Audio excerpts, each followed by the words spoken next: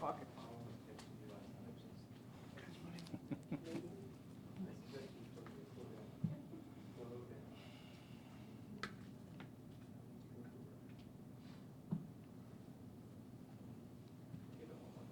Yeah.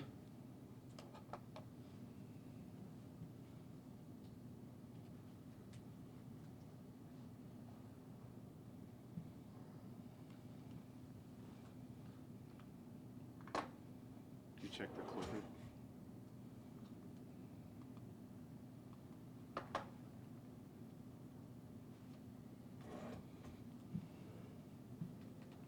You guys ready? Yeah, whenever you. Okay, I'm gonna hit live. Everyone else? Okay. Hey, good afternoon, and thank you for all of you for being here today. My name is Jerry Montesmith. I'm the Investigations Bureau Commander. Today we want to just provide some feedback and some updates on some of the recent homicide investigations that we've experienced in our city. Today we're holding the press conference to help answer some of the questions the public may have regarding the recent events that have taken place.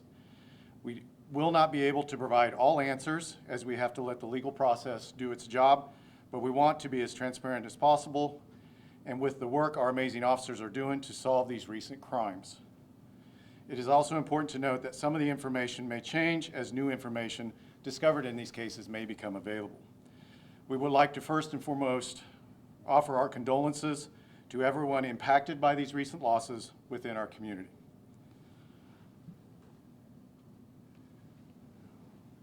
We want to take into account homicide number 11, which occurred on July 21st, 2025. Officers responded to the case address at 4500 South Topeka Boulevard on the report of a shooting. The victim, Gerald Avery, 33 years of age, was found suffering from gunshot wounds. The victim was transported to a local hospital where the victim was pronounced deceased by medical staff there. We would like to ask the public for any information regarding this shooting.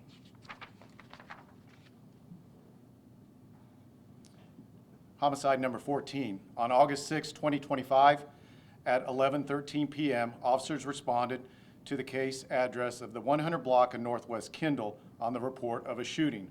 The victim, a Drew Davis, 42 years of age, was found suffering from a gunshot wound at that case address. Life-saving measures were taken, but they were unsuccessful, and he was pronounced deceased at the scene by medical personnel.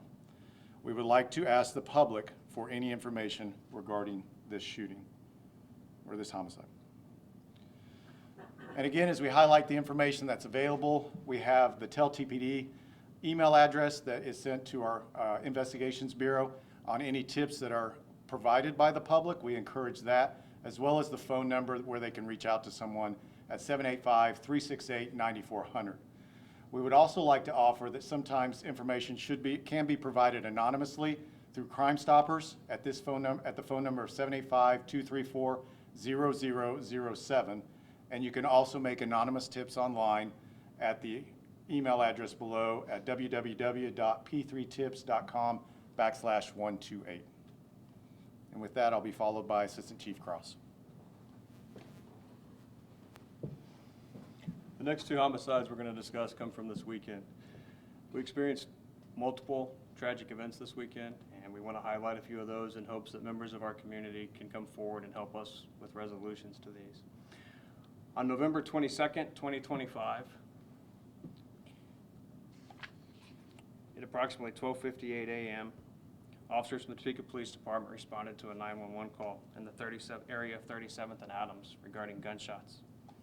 There were multiple calls to this area, and as officers were arriving, a second call came in from a local hospital indicating that a gunshot victim had arrived by private vehicle. That gunshot victim arriving by private vehicle did not survive their injuries and was pronounced deceased by medical staff. That gunshot victim from this weekend was a 16-year-old Topeka male. We ask the public for any assistance they can provide. We put our Crime Stoppers numbers up here. We'll continue to broadcast our Crime Stoppers numbers everywhere we can, 234-0007 in the Topeka area. If you know anything on this incident, reach out. Let us know what you know. We need any tips we can get on this case. There's a second incident from over the weekend. drawn a lot of interest from our community, a lot of concern from our community. This incident occurred shortly after 8 p.m. when officers from the Topeka Police Department responded to a local restaurant in the 1200 block of Southwest Gage regarding a shooting. On arrival, Topeka police officers located 2 individuals who were deceased at the scene. Both of those were adult males. Another victim, an adult male suffering from a gunshot wound, was transported to a local hospital. All parties in this incident have been identified. The investigation remains ongoing, and at this time there is no perceived threat to the community. Again, everybody involved in this incident in the 1200 block of Gage has been identified, and we do not believe there is any reason for the public to be threatened by the incident. We encourage our communities with any information they have to reach out.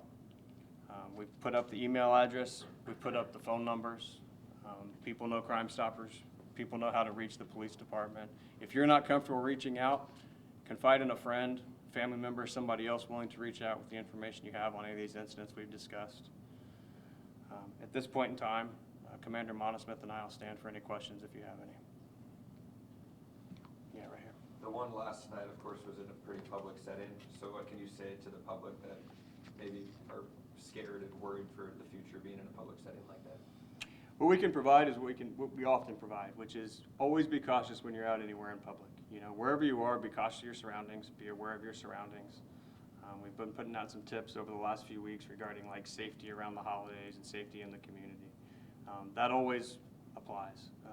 Do what you can, look after yourself, look after your fellow Topekans, look after our community. If you see something that's concerning, notify somebody. If you see something that needs the police there now, let's call 911, let's have the police respond. Have you made any arrests on any of these?